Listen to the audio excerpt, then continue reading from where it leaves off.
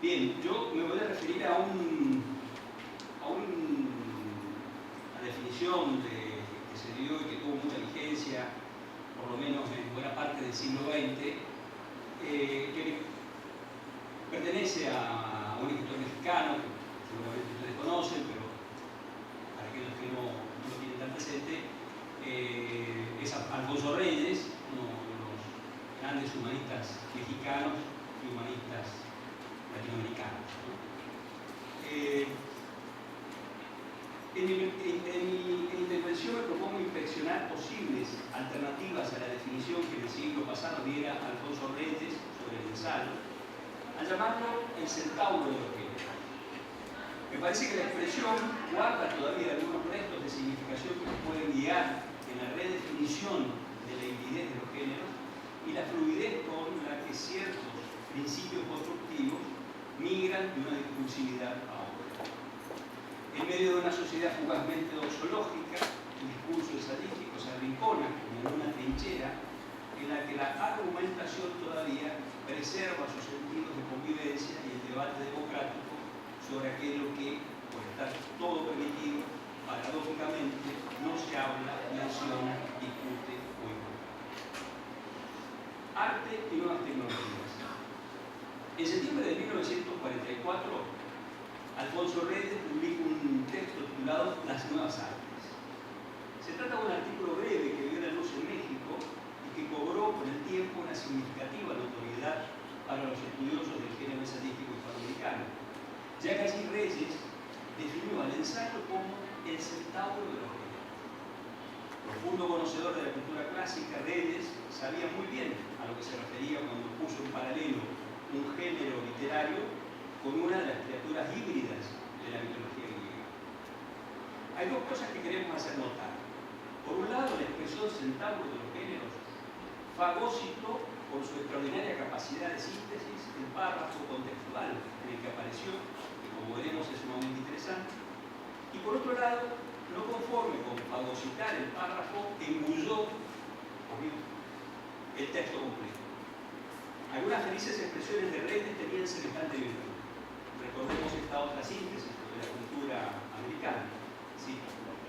Llegada tarde al banquete de la civilización europea, América vive saltando patas, que proviene del ensayo Notas sobre la inteligencia americana, publicado en el sur, Buenos Aires, septiembre de 1936. El esplendor de la imagen del banquete oscureció una profunda reflexión sobre la condición social del escritor en Hispanoamérica, de donde proviene la expresión. Digamos de paso que Diana Castilleja se encargó de rastrear la continuidad de este sintagma en la literatura mexicana. Como se ha dicho, los tratadistas del ensayo han convertido la expresión centauro de los géneros en una de las más concurridas a la hora de intentar una definición del género. Miguel Gómez, en los géneros literarios de Hispanoamérica, Teoría e Historia del año 1999, el prólogo de John Esquilio, Este centauro de los géneros, en su compilación en el ensayo hispanoamericano del siglo XX, del Fondo de Historia Económica. Edgar Montiel, el ensayo americano, Centauro de los géneros, publicado en el Humanismo Americano, Filosofía de una Comunidad de Naciones. Más recientemente, Irene Weinberg, en Situación del ensayo, de 2006, han vuelto sobre la imagen alfonsina. Pese a tan buenos antecedentes, todavía nos parece conveniente retornar a la imagen del centauro. Aunque consignemos de paso que Gómez rastrea la expresión hasta el modernismo, cuando Rubén Darío incluye en Prosas profanas y otros poemas, en el año 1836, el coloquio de los centauros. Y Weinberg nos advierte sobre la posibilidad de que el mestizaje que conlleva la idea del centauro no concluye en una mezcla lograda, sino en una sumatoria de elementos. O sea que, ahora bien, hechas esas aclaraciones de los antecedentes más cercanos que tenemos, volvemos a Reyes, quien recurre a la imagen del centauro en dos libros. Uno de ellos es En los trabajos y los días, donde aparece el artículo en cuestión. Allí se detiene a ponderar la manera como inciden las nuevas tecnologías de la comunicación del momento en la sociedad, como invariablemente ha ocurrido, las reacciones han sido defensivas, reticentes, suspicaces. Así, el desarrollo de la radiofonía y el cine constituyen, dice Reyes, verdaderas revoluciones tecnológicas que acecha la existencia del libro y del teatro. Por eso Reyes cree que, cito, ninguno de los agentes de la comunicación humana puede ser considerado como una mera diversión ni trascendencia, cuando conserva y transmite el tesoro de nuestras conquistas materiales y espirituales. Es factor de cultura. Y la cultura es el aire que la sociedad respira. De la cita. Los soportes técnicos difusores de la cultura son cultura misma. Por ello no deben ser motivo de alarma con relación a otros soportes existentes en la historia cultural del hombre. Según Redes, existen los medios de difusión tradicionales, escuela, prensa, teatro, museo, y los de reciente aparición, en la época de Redes, la radio y el cine. El teatro se puso en guardia contra el cine y el libro hizo lo mismo contra la radio. A esta altura de los tiempos, estos razonamientos me parecen extremadamente triviales y anacrónicos, pero no hacían sino plantear un viejo problema que se reactualiza con cada revolución tecnológica y los vínculos que se trazan con la cultura. En la actualidad, la cuestión de la globalización producida por Internet, la televisión satelital o las redes sociales electrónicas alcanza niveles análogos. Sin poder sustraerse a su cultura clásica, Redes ve en la radio el porvenir de la antigua y clásica retórica, entendida de modo aristotélico, como la persuasión por el lenguaje, así como veremos en el cine el porvenir de la antigua epopeya. Palabras de Redes. Las predicciones alfonsinas quedaron empatadas, digamos, a juzgar por las características actuales de la radio, que no ocurrió con ella precisamente lo que imaginó. Pero sí aceptó la sustitución de la epopeya por el cine. Ahí está la industria cinematográfica norteamericana para corroborar. Pero a la literatura le queda reservada todavía una serie de cambios más, dice Redes. Las nuevas artes, todo lo cambia. Las funciones literarias tradicionales ante el objeto literario ya no serán las mismas. Lo afirma todavía con más énfasis. Las nuevas artes, dice Redes, revolucionan los contornos clásicos de las funciones literarias.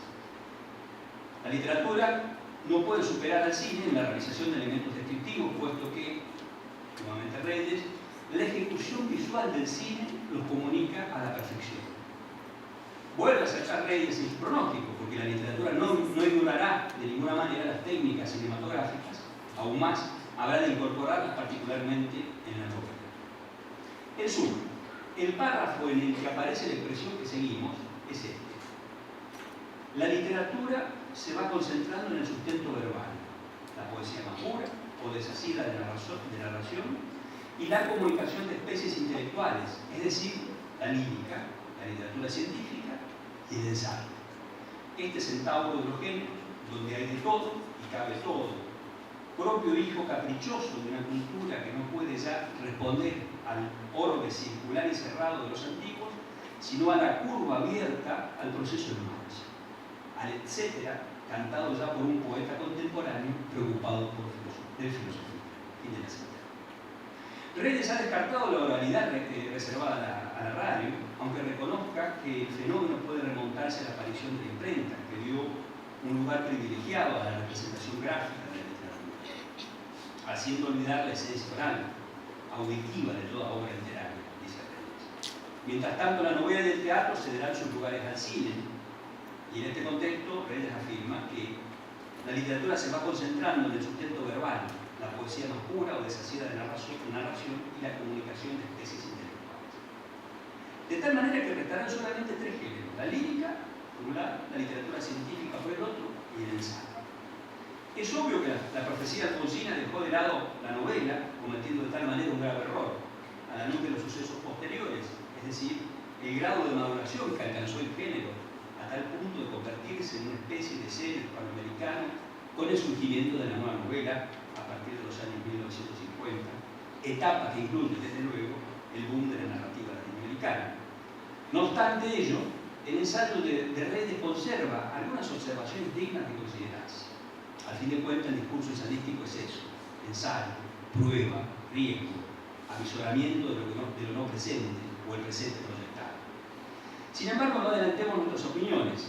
Resta por ver qué más nos dice este breve ensayo sobre las nuevas artes.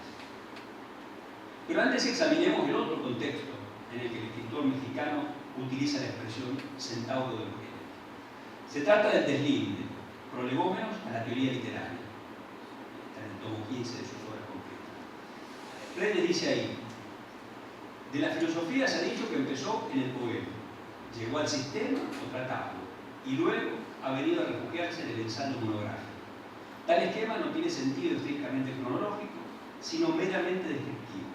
El ensayo, género mixto, centauro de los géneros, responde a la variedad de la cultura moderna, más múltiple que armónica.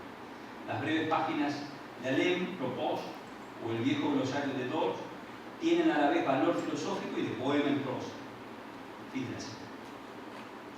En ambos casos, el uso de la expresión ha despertado algunas dudas sobre el sentido que quiso darle el humanista mexicano. En efecto, si la idea que quería transmitir era la de la hibridez, no queda claro hasta dónde era posible considerar un texto como un ensayo, en virtud de que tal condición, la hibridez, hacía factible de que se admitiera lo que fuera. Si por hibridez entonces debía entenderse que todo era posible de componer un texto ensayístico, la definición no era más que facilidad. No han faltado opiniones que vayan en ese sentido. Sin embargo, aquí convendría recurrir al poeta y ensayista mexicano Gabriel Said, quien nos recuerda escenas de los cuentos y leyendas del folclore industrial. Said habla de la historia, lo cito, de que llevaba materiales en una carretilla, sospechosamente. Una y otra vez los inspectores revisaban la documentación y todo estaba en regla. Revisaban los materiales para ver si no escondía otra cosa y era inútil. El hombre se alejaba sonriendo como triunfante de una travesura y los inspectores se quedaban perplejos, derrotados en un juego que no entendían. Tardaron mucho en descubrir que se robaban las carretillas.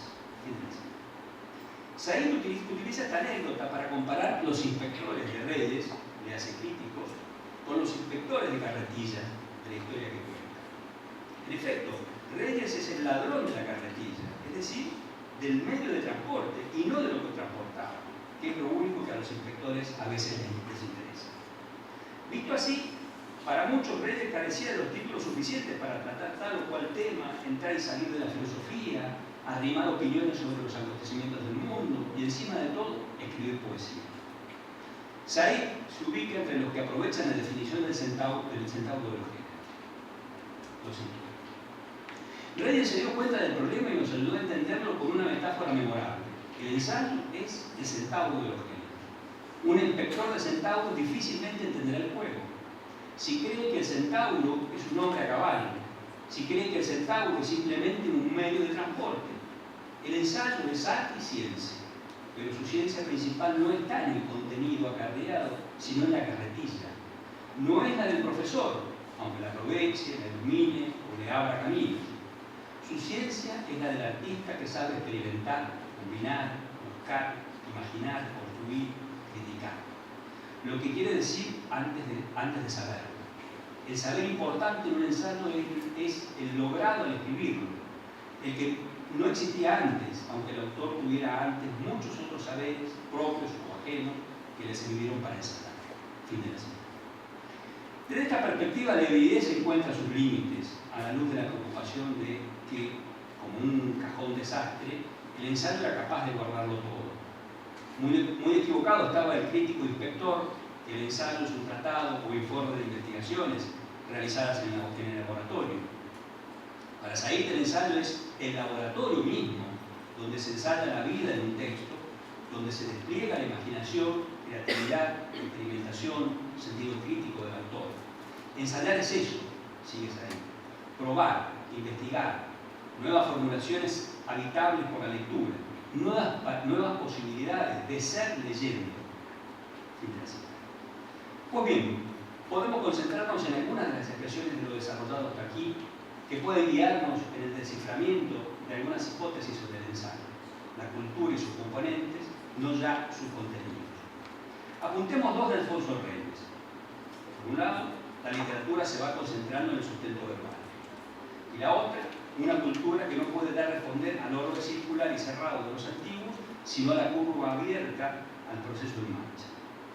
Podríamos agregar esta otra expresión de Gabriel Said: nuevas formulaciones habitables por la lectura, nuevas posibilidades de ser leyendo. que a nuestro juicio se conjuga con la perspectiva de Alfonso Reyes. La primera de las expresiones parece bastante obvia, ya que la literatura no puede sino afirmarse en el orbe verbal.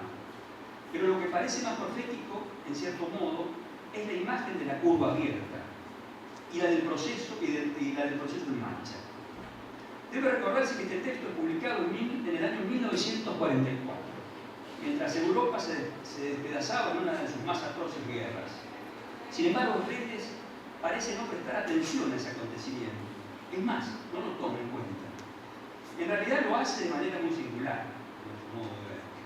Uno podría preguntarse a qué curva y a qué proceso se está refiriendo Reyes, cuando lo que tiene enfrente es un mundo caótico, derrumbado, irreductiblemente cindido, en el cual todo pensamiento sobre la continuidad de la cultura ha desaparecido del horizonte. La respuesta a este interrogante hay que buscarla mucho tiempo atrás en la formación alfonsina. Más precisamente en el tiempo en el que pertenecía al Ateneo de la Juventud Mexicana, en el año 1909 a 1914, capitaneado por Pedro Enrique Sureña, el dominicano errante. Lo vital es lo libresco y viceversa, y un escritor no debe ser ni complaciente con lo que lee, ni autocomplaciente con lo que escribe, dice Monsiváis de la divisa de los jóvenes ateneístas mexicanos. Las creencias de esta nueva promoción se asientan en que la literatura clarifica la existencia, y lo más contundente de sus ideales, la cultura es una fuerza integradora. El lector como el ser autónomo por excelencia, la universalidad del conocimiento como el ideal más verdadero, en palabras de Monsiváis. Aún más, para Reyes, de acuerdo con la interpretación de este otro mexicano que estamos citando, Carlos Monsiváis, recientemente fallecido, la manera de cristalizar el temperamento civilizado entre las imposiciones de la barbarie presente en los escenarios de México y de América Latina se alcanza de tres maneras. Primero, la política usurpa la vida normal de las sociedades. Segundo, se debe sopesar los niveles de la civilización de México mediante el corte de culturas. Y tercero, es preciso cuidar la forma porque es respeto a la perfección de las ideas. El rechazo de la política, si así pudiera entenderse esta idea, apunta, intuimos, a la búsqueda de la profesionalización del escritor, como lo propuso Enrique Sureña a la hora de referirse a los modernistas y su búsqueda de un arte autónomo. Si bien el huracán revolucionario que sobrevendrá con la Revolución Mexicana en 1910 primero y la soviética en 1917 después habrán de invertir los términos en favor de la política, el mito revolucionario será cuestionado aún por aquellos que confiaron en él como esperanza de cambio. Nos referimos a Octavio Paz, cuando en la revista Plural de octubre de 1972 escribe la historia de la literatura moderna de los románticos alemanes e ingleses hasta nuestros días, es la historia de una larga pasión desdichada por la política. Paz no reniega a la política, peso lo dicho, sino que propone como tarea del escritor la de criticar al poder, las ideologías y la ortodoxia. Vibraciones éticas. Carlos Monsiváis, al referirse a los inventores de la tradición en México, entre los que se encuentra Alfonso Reyes, dice textualmente, a las tradiciones literarias las construyen simultáneamente las herencias nacionales y las internacionales. ¿Qué sería en rigor lo nacional en la experiencia literaria, además de un acervo de temas y lectores bien predispuestos? Los autores irrenunciables y los relegados por los huecos de la memoria, las leyes del mercado y su juego cada vez más artero de inclusiones y omisiones, los lectores asiduos y los intermitentes, los gustos genuinos y las predilecciones volátiles, los temperamentos transferibles y las tendencias de época. Fin de la cita. Ahora bien, entre 1943 y 1945, el exiliado en Estambul, Auerbach, escribió Mímesis, la representación de la realidad en la literatura occidental, publicada en Berna en 1946. Allí, el filólogo alemán, formado en la tradición de Curtius y Bosler, expulsado de su universidad por los nazis en 1935, en el epílogo de su obra más conocida dice lo siguiente: es muy posible también que el libro, se refiere a Mímesis, deba su existencia precisamente a la falta de una gran biblioteca sobre la especialidad. Si hubiera tratado de informarme acerca de todo lo que se ha producido sobre temas tan múltiples, quizás no hubiera llegado nunca a poner manos a la obra. Fin de la cita. Auerbach es consciente de que su obra es incompleta, probablemente desactualizada en alguna de sus hipótesis, o que su lectura ya ha sido rebatida por otros estudios. Pero este profesor alemán sabía, como Monsiváis lo riega tiempo después, que las tradiciones literarias se construyen con los legados nacionales e internacionales. Arcadio Díaz Quiñones planteó el problema de la tradición de los intelectuales caribeños en su estudio sobre los principios del año 2006. Es interesante el hecho de que aborda Díaz Quiñones 4 ensayos en los que la tradición se torna un problema. Uno de ellos es El descontento y la promesa, de Enrique Sureña, de 1926, La inteligencia americana, de Alfonso Reyes, de 1936 también, perdón, 26 de Enrique Sureña y 36 de Reyes, El escritor argentino y la tradición, de Jorge Luis Borges, del año 1932, Literatura y conciencia política en América Latina, de Alejo Carpentier, en 1961. Los dos autores involucrados en el debate sobre la tradición han sido abordados por nosotros en este trabajo, si bien los dos restantes no integran de suyo la galería de escritores que han conformado gran parte del humanismo hispanoamericano. Si en Reyes, retomando la imagen de Said, la carretilla transportadora es la prosa, en Auerbach es la tradición de la literatura europea que, en lugar de impugnarla por haber llegado hasta los campos de Auschwitz, procuró reunir lo más excelso del acervo, no solo para su recuperación, sino como un programa futuro. Ello lo diferencia por derecha y por izquierda con relación a otros intelectuales de la época. Por caso, Oswald Spengler, La decadencia de Occidente, publicado entre 1918 y 1923, y Humus intelectual del nazismo, y Theodor Adorno y Max Horkheimer en Dialéctica del humanismo de 1942 y 1944. Con respecto al primero, porque la filosofía de la historia de Spengler se fundaba en una gran desconfianza en las comparaciones, y con relación a Adorno y Horkheimer, porque Auerbach no llamó jamás a deponer el concepto de progreso. Es por eso que acordamos con Liliana Wenger cuando nos dice que el ensayo es la escritura de una experiencia vital e intelectual, cuyo punto de partida es siempre la puesta en valor del mundo a partir de la situación del autor. Así lo testiguan Walter Benjamin, Edward Said, Erich Auerbach, la migración intelectual de la Guerra Civil Española, Pedro Enrique Sureña, el mismo Alfonso Reyes, aunque no fue un exiliado político, tuvo una vida itinerante, Ángel Rama. La lista es extensa y transtemporal. Todos a su manera escribieron en circunstancias adversas, económicas, políticas, personales, institucionales. En todos, he ahí lo que los iguala, la cultura resulta el refugio y la patria intelectual, como llamó José Enrique Rodó a la morada de la palabra que no conocía fronteras. O como lo dice Monsiváis, si hay fronteras, no hay cultura. Pero además de las operaciones que el ensayista pone en juego, que son las de entender, interpretar, desplegar un juicio sobre los más diversos temas y problemas, es decir, de Liliana Wenger, lleva a cabo dos operaciones adicionales. Por un lado, la de ofrecer una solución ética y estética, y por otro, se abre a la posibilidad de participar de ello en los lectores. La cultura como la morada de lo más elevado del hombre, la formación de los pueblos en los valores excelsos de las mejores virtudes, ese programa arielista. Recordemos el Ariel de José Enrique Rodó, que es un ensayo parecido en el año 1900. La corriente arielista habrá de tener una extraordinaria descendencia en Hispanoamérica. El interés que presenta tiene que ver tanto por los valores que promueve como por la estructura que lo caracteriza.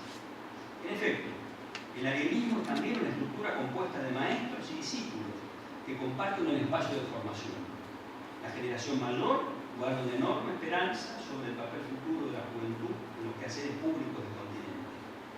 En palabras de González Echevarría, que escribe en el extraño caso de la estatua parlante, Ariel y la retórica magisterial del ensayo latinoamericano, la figura que, dice González, preside el género del ensayo es la del maestro, cuya tarea es sondear las profundidades del lenguaje y la historia con el fin de articular la voz de la cultura y hacerla apta para la diseminación, esto es, convertir esta voz pura, autóctona, en fuente de autoridad.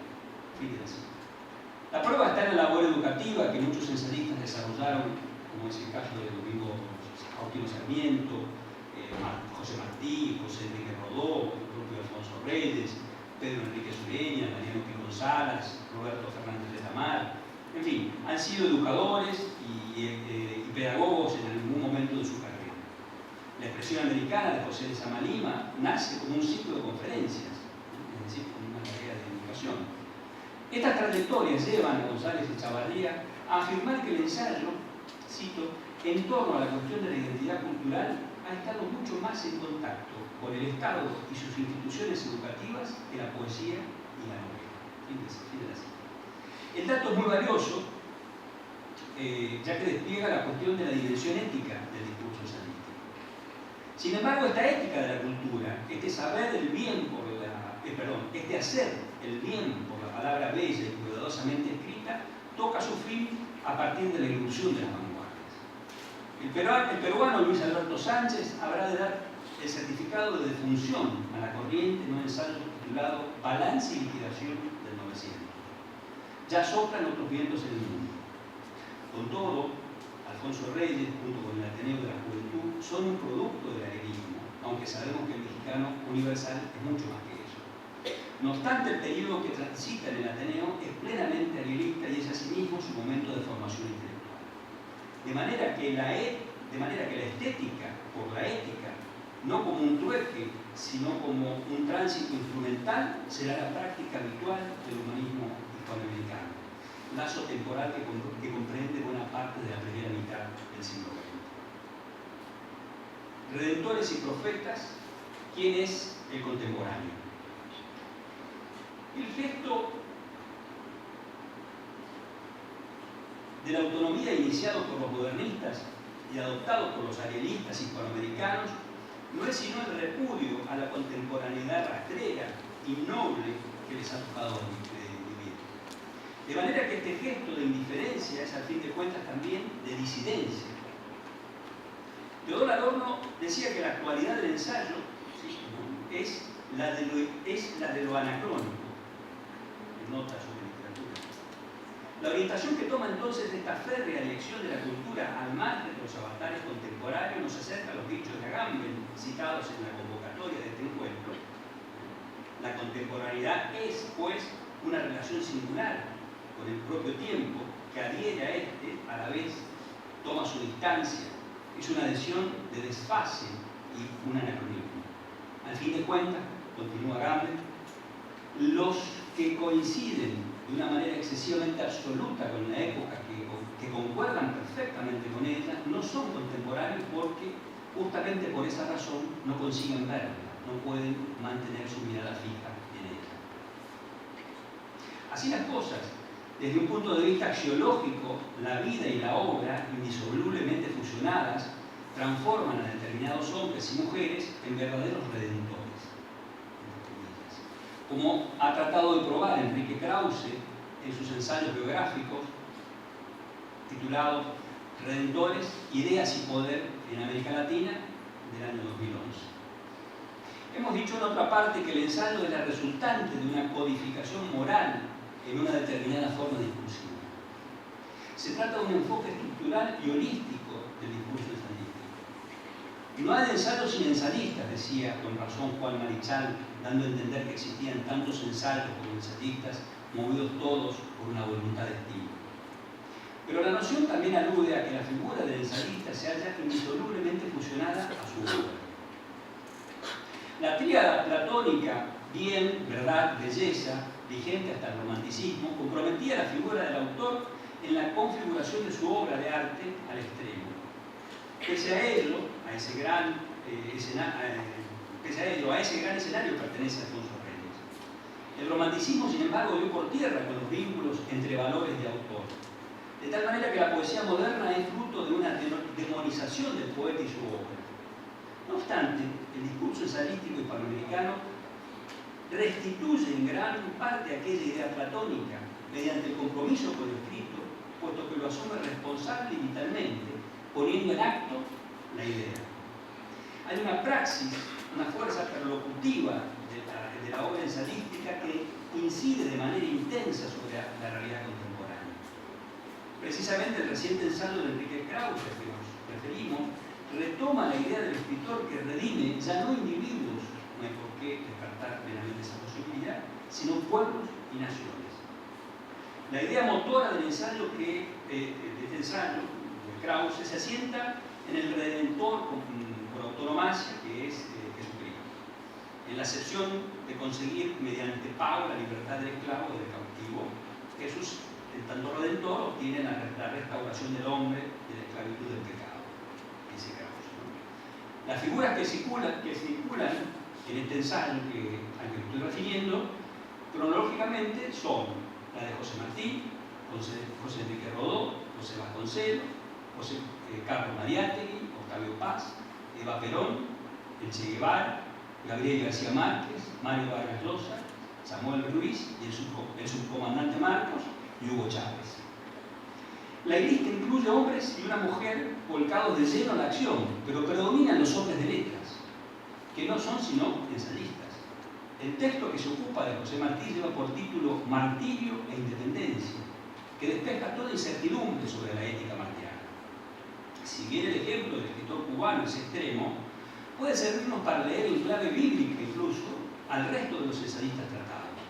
Así, por ejemplo, ninguno de ellos escapa a la labor divulgadora, profética, a través de la creación de publicaciones efímeras o exitosas como Mauta de Mariátegui.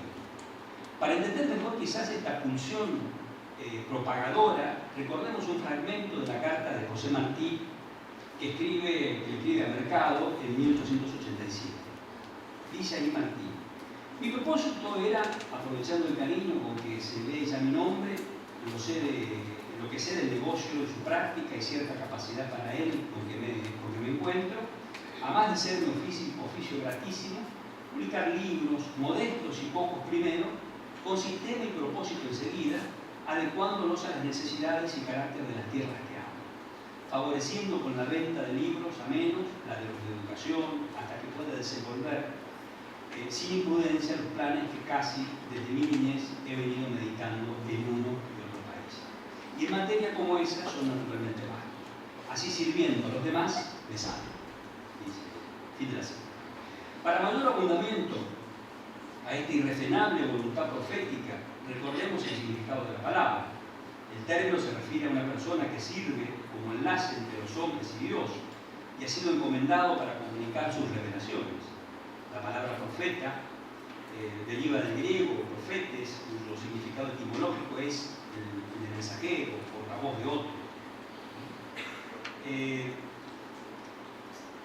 La palabra divulgada, entonces, es la acción más común entre estos profetas, revistas, opúsculos, libros. Gianfranco, apoyándose en la conferencia de Thomas Carlyle, El héroe como literato, de su libro El culto de los héroes, nos dice que el héroe moderno era un profeta cuyo oráculo era el libro. Y continúa Franco. No es de sorprenderse, por lo tanto, que para las generaciones de intelectuales latinoamericanos, el libro que se ofrecía también como el remedio de los males sociales. Lo dicho se ve corroborado por Martí cuando inaugura la sección Biblioteca Americana, diciendo: cada libro nuevo es piedra angular en el altar de nuestra casa. Para concluir, ¿a dónde nos condujo este recorrido cuyo punto de partida fue la imagen del centauro de Alfonso Reyes para definir el ensayo y llegamos a contactarnos con la estética como una ética? ¿O los programas de la cultura como redención, continuidad, fracaso, pero también esperanza? Quizás la respuesta habrá de buscarse en otra pregunta: ¿de qué está compuesto el ensayo? La respuesta tiene dimensiones que van de lo retórico, por lo tanto pragmático, a lo semántico y desde luego culturales, como céntrico. Una cultura más múltiple que armónica, al decir de Reyes, pero también abierta y en proceso. Todo lo contrario a lo que la preceptiva genológica pudo haber imaginado para un género. Sin embargo, ello no autoriza el cambio de la inestabilidad por la hibridez indeterminada. El ensayo ha generado sus propias normas y su adhesión a ellas le han permitido subsistir. Sin embargo, el precio que paga para hacerlo es alto. No admite más que la disidencia, la radicalidad de la crítica o el arrinconamiento estoico de lo ignorado y desdeñado por las certificaciones de los más mínimos.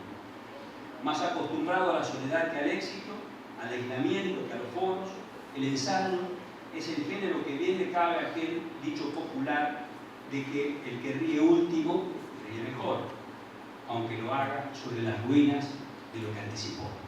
Nada más.